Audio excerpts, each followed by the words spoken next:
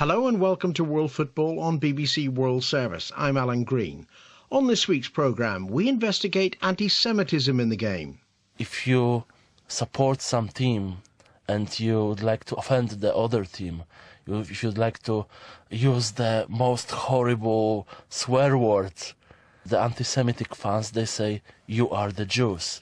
Might fans travelling to next year's European Championship in Poland be the victims of hate crimes? We think there will be a strong core of people who are anti-Semitic and displaying their anti-Semitism through the manifestations around neo-Nazi paraphernalia and so on.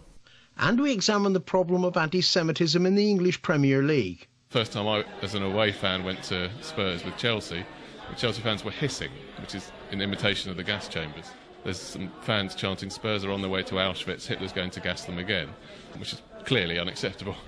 But first to Poland, where a leading anti-racism group has told World Football that anti-Semitism could disrupt next year's European Championship. Earlier this month, the UEFA-sponsored investigation uncovered 133 hate crimes at matches in Poland over the last year and a half. Over 50 related to the open display of racist or fascist symbols, most with anti-Semitic overtones. Recently, hooligans unfurled a banner featuring a skull and crossbones symbol identical to that used by the Nazi SS. Jacek Persky of the xenophobia organisation Never Again hopes that hosting the European Championship will force authorities to tackle the problem, but he admits that hate crimes could prove difficult to stamp out. From Warsaw, Margot Dunn reports.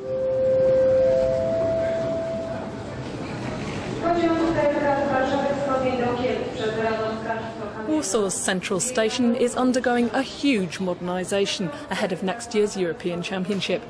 But it's not only the infrastructure here that needs to change. Polish football has been struggling with racism and anti-Semitism. I've witnessed it myself many times over the years. Racist banners and chanting in stadiums across the country, and I've seen countless pieces of anti-Semitic graffiti. Of course, the majority of Poles are not involved and are very much looking forward to welcoming Europe's fans here next year. Nevertheless, the level of racism and particularly anti-Semitism here is a cause for concern.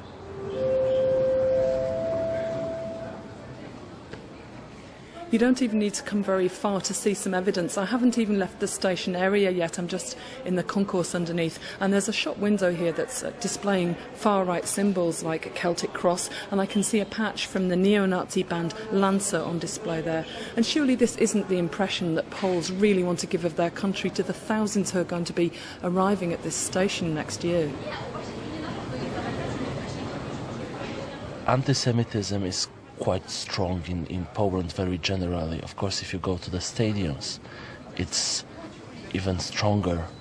I've come here to meet Jacek Persky of the Never Again Association, an NGO that's been at the forefront of the campaign to rid Poland of racism. In Poland now the number of Jews is really very small. This is a Polish phenomenon. There is an anti-Semitism without Jews, in a way, you know. It works like this: if you support some team and you would like to offend the other team, if you'd like to use the most horrible swear words, the anti-Semitic fans, they say, you are the Jews. Yeah, one of the famous song on Polish stadiums is Jews, the whole Poland is shamed on you, yeah?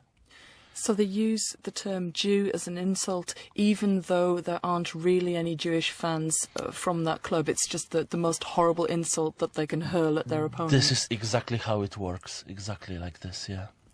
I've been watching football in Poland over the last decade, and I've certainly seen a reduction in the number of really offensive racist banners in stadium, including anti-Semitic banners. Does that mean that there is a reduction in the amount of anti-Semitism, or is it just less visible now? I would say that it's a difficulty of the social campaign. So one of the ideas, one of the work we do is, for example, trainings for the security and safety representatives from the Polish FA. We train them about the racist symbols. Okay, everyone recognizes swastika, but for example, a symbol of Ku Klux Klan, not necessary everyone recognized as a racist, yeah? So we give them this knowledge how to recognize the symbol and what to do. But in the same moment, we have bigger amount of incidents, racist incidents, connected with the shouts, yeah, singing racist slogans. In the same moment, we also have bigger amount of racist incidents in the lower leagues, when there's no security and safety representatives.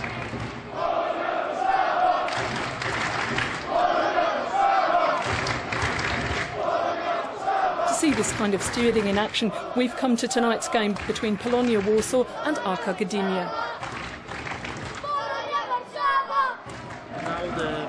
On this game, everything is clear.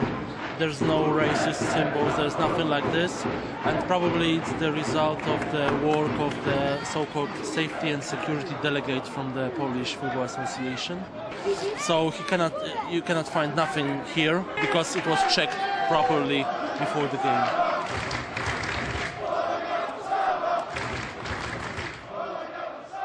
We are always saying that to solve the problem, first thing is to expose it, to punish the people who are guilty for such incidents, like the racists who are coming and showing the racist flags, for example. The second step, which is very, very important, it is educational work, yeah, to, let's say, protect the next generation from the hate speech that is spread at the stadiums. Do you think that having a tournament like the European Championships in Poland and Ukraine goes some way towards helping to raise awareness of the issue? Definitely it helps. The atmosphere, generally atmosphere among the Polish and Ukrainian fans is that we really can address the anti-racist, anti-fascist message. And could this have positive benefits for Polish society as a whole, so that the anti-Semitic and anti-racist campaigns spread into wider society? I mean, people really understand that if we want to be considered as a good host, yeah, we must be open and we must be tolerant, yeah? So regular fans who just months ago were expressing racism on the stadiums, they now realize that it is not acceptable. Yeah, this is what they understand. It's not acceptable, and they want to be considered as a good host. Margot Dunn speaking to Jacek Persky of the anti-racism organisation Never Again. Pierre Parr is the Executive Director of Football Against Racism in Europe, an organisation backed by UEFA. He told me that anti-Semitism could prove to be a problem at next year's tournament. We know that there will be people turning up from Eastern and Central Europe who primarily see public enemy number one as the Jewish community. And will be displaying at some point whether or not they get inside the stadiums is a very big question. We don't think so, but certainly around the periphery of stadiums, inside towns and cities, we think there will be a strong core of people who are anti-Semitic and displaying their anti-Semitism through the manifestations around neo-Nazi paraphernalia and so on. Do you see anti-Semitism as a major problem in football? I think it's one of those issues that rears its head periodically, and it depends on where in Europe in particular that you are. We know, of course, that Poland, because of its medium-term history, has a real issue. Again, there, I think if you listen to the rhetoric of mainstream politicians, and then the overflow into football of some club presidents, of some fan leaders, you'd think actually that the Jewish community was a large community who were heavily involved in the game. But in fact, when you look at it, the numbers are a few thousand. And it's puzzling to see how those few thousand seem to irk so many people, and those people use football as a means of channeling their hate for the Jewish community. So it's one of those issues that is sort of often under the radar. Might Euro 2012 help the authorities, indeed might it force the authorities to tackle a problem that's been around for a number of years? Yes, we think that these large tournaments are very useful as a focal point for highlighting divisions that exist in society. You know, like in so many areas, football is a very interesting, sometimes useful mirror to what's going on in our societies. I would say that process started with Germany in 2006, where there was a widespread fear that neo-Nazi groups, in particular from the old Eastern Germany, from East Berlin and places of that nature, would be very active around the World Cup, and FIFA were then forced to work with the German LOC, with the policing authorities, to make sure that didn't happen. So we think that was the point, if you like, in Europe, at which people really became aware of the dangers of anti-Semitism in football, in terms of a very upfront, sort of violent element, and then sought to deal with it. Does it surprise you that anti-Semitism is such a problem in Poland? I mean, after all, there seem to be very few Jewish people actually involved with the Football League in the country. Yes, I mean, when I first came to look at the scene in terms of anti-Semitism in Poland, Alan, I was actually quite shocked. I mean, I understand that there is something like, I think, 2,000 to 4,000 Jews in the whole of Poland left now, after the tragic consequences of World War II. And yet people, particularly on the far right, talk about Jews as if they are everywhere, talk about Jews as if they are active in football, as if there are Jewish players, if there are large groups of Jewish fans. But in fact, as we know, that just isn't true. So, you know, this sort of strange mythology, the mythology of hate, really persists, especially in Poland. But also, I think we know that in Ukraine and parts of Russia, looking forward to 2018, the World Cup there, and other parts of that region really have an issue with anti-Semitism. Do you think that UEFA and the 2012 organising committee are doing enough to address this issue? Well, I think that one of the big problems that we have, of course, is that taking a major tournament like the Euros to Poland and Ukraine was always going to throw up a whole plethora of organisational and social problems. And whilst we know that UEFA are very much aware of what's going on, whether they can control what goes on outside of a stadium is another matter. You know, it seems that the sort of forces of the far right and anti-Semitism are alive and well in that area of the world. The Executive Director of Football Against Racism in Europe, Pierre Parr. I'm Alan Green. You're listening to World Football on BBC World Service. Here in England, they're stepping up the fight against anti-Semitism. Two high-profile Jewish Chelsea fans, the comedian David Baddiel and his brother Ivor, who's a writer, have worked with the anti-racism campaigners Kick It Out to produce a short film that highlights the problem. The video will be shown just before this Saturday's game between Chelsea and Tottenham. World Football's Richard Connolly went along to the film's launch in central London. His report contains terms of racial abuse that you may find offensive. Well, in one sense, this is a straightforward issue. Everyone here would agree that anti-Semitism needs to be stamped out. But try to define it, and you have a serious debate on your hands. At the centre of that debate is the film's title, the Y word. That is a reference to the word Yid, a racially offensive term aimed at Jewish people. But its use has become commonplace at one English football ground in particular. Hi, I'm David Aronovich. I'm a columnist for the Times newspaper, and I'm also a season ticket holder at Tottenham Hotspur, and I've been going to see their matches since the mid-70s. And Spurs seem to be quite central to this whole debate about anti-Semitism in English football. Explain your experience of that.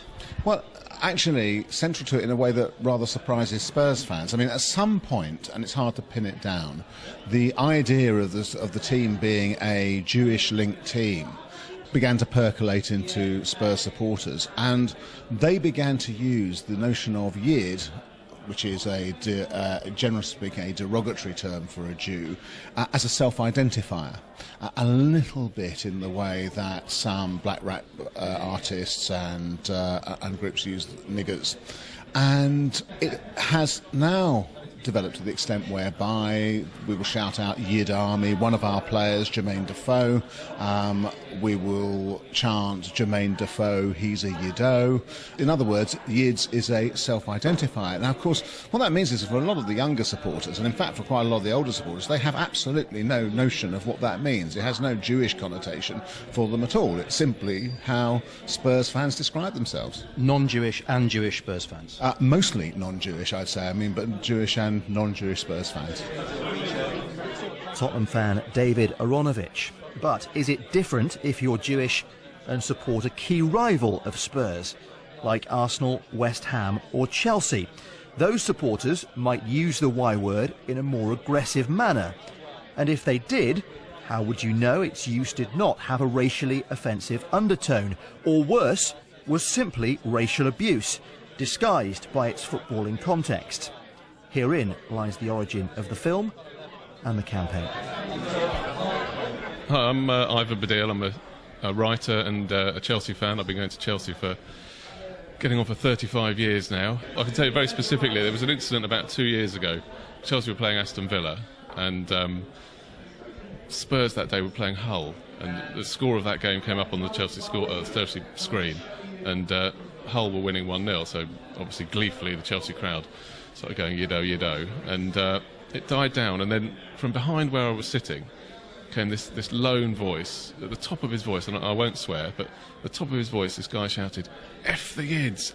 And this was very strange, because I've been sitting in the same seats. I'm a season ticket holder, I've been there for 10 years or so, and it went on a bit, and then I think I heard somebody say, tap him on the shoulder and say, yeah, actually there's quite a few Jewish fans here. At which point, in a heartbeat, he changed to, he went, yeah, well, F the Jews, at the top of his voice. And this is the moment. I'm not a violent man at all. I'm very mild-mannered, but essentially this was the point when the level of my tolerance kind of had been reached, and I snapped and I stood up and I confronted him, and there was an unpleasant altercation. Incredibly, he did sit down and shut up after that, but it was horrible. I hated it, and it was the moment when I thought, no, this is ridiculous. Something's got to be done about this issue.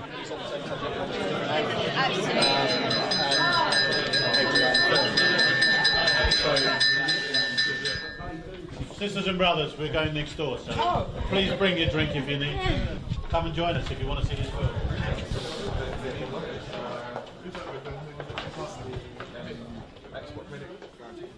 There was a word beginning with N that some football fans used to shout at players like me. They don't do it anymore. There was a word beginning with P that some football fans used to shout at players like me, but they don't do that anymore either. But for some reason, a lot of fans still shout this word, and it begins with Y. So that's a taste of the film, the Y word. The writers say its primary aims are to educate and to inform the debate, and not to censor football fans. And they make the particular point that no individual club is the target of the campaign. But the unspoken fear is that the Spurs fans who've tried to make light of being abused by reclaiming this racist term end up feeling victimised themselves. Hi, I'm Donna Cullen. I'm a director of Tottenham Hotspur Football Club. We have to start somewhere.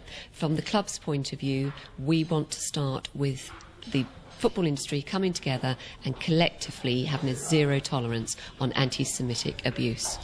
But the people who put this film together want the Y word in the end to be banished from society, indeed from football in general. They want the Y word banished on the basis that they find it offensive, and again it is an issue which divides the Jewish community. There are some find it offensive, some don't. Technically it's not deemed a racist word, which is why our fans are allowed to chant it. Where there have been prosecutions over its use, the differentiating factor has been that it was deliberately chanted with the intent of causing offence, and those have been successful prosecutions. It may be that it comes full circle and our fans, at the end of the day, choose themselves not to use it. It may be that at the end of the day, the issue of identifying yourself with a Jewish term, you are able to do that without making yourself the subject of anti-Semitic abuse, which is probably the way it should be. So Spurs as a club at the moment have no plans to ban it completely? Absolutely not. Two things I'd stress on that. One is this term was historically adopted to deflect abuse, and secondly, our fans do not use it in what they deem to be an offensive manner. So that's the official club view from Spurs, who may well find their club the centre of any future attempt to ban all use of the Y word. The film is certainly set to be screened at a Spurs game in the near future and might well meet with a rebellious and noisy response. The film's makers won't mind that, as long as the debate is out there, but they are absolutely clear. Whatever the whys and wherefores, the Y word has got to go. Here's Ivor Badil again. I don't think you can lay blame at anyone's door. I think it's very much, there's no chicken and egg thing. It doesn't matter who first said it or where it first came from. It's a fact. That's what Spurs are known by that way. But by them being known that way, other fans then chant it back at them, and far worse. As we show in the film, there's some fans chanting Spurs are on their way to Auschwitz, Hitler's going to gas them again, which is clearly unacceptable. First time I was as an away fan went to Spurs with Chelsea, the Chelsea fans were hissing, which is in imitation of the gas chambers. Many of the people watching the game will have lost loved ones during the Second World War. No, absolutely. I mean, the fact of the matter is that the vast majority of Spurs fans actually are not Jewish. So if you could imagine that a group of people taking another racist term and using it, if they call themselves nigger army or Paki army, people would be up in arms. People do argue that black people have, to an extent, reclaimed the word, deflected the insult. But it's not quite the same with Spurs fans, because when they're using the word Yiddo, they're not saying it because they're proud to be Jewish, they're saying it because they're proud to be Tottenham fans. And it's a crucial difference. In a way, as Tottenham fans, it's not really their word to reclaim in quite the same way. Really, the point is that it's a racist word. It can lead to other fans chanting it back, and far, far worse. And we would urge people to think about using it. So you want Spurs fans to stop? Oh yes, absolutely yes. Ivor Badil ending that report by Richard Connolly. Ivor Heller is a director of the English club AFC Wimbledon. He's Jewish, and he told me that he wouldn't travel to Poland for next year's European Championship.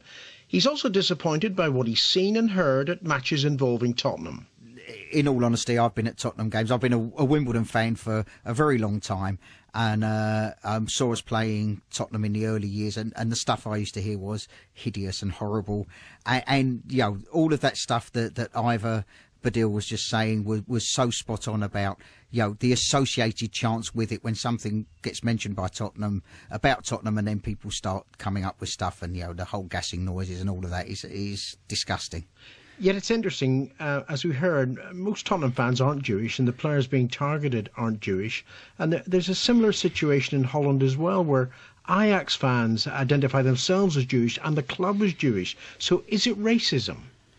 Oh, I mean, look, I'm a little guy, and I'm very short. For those of people that know me would understand what I mean there.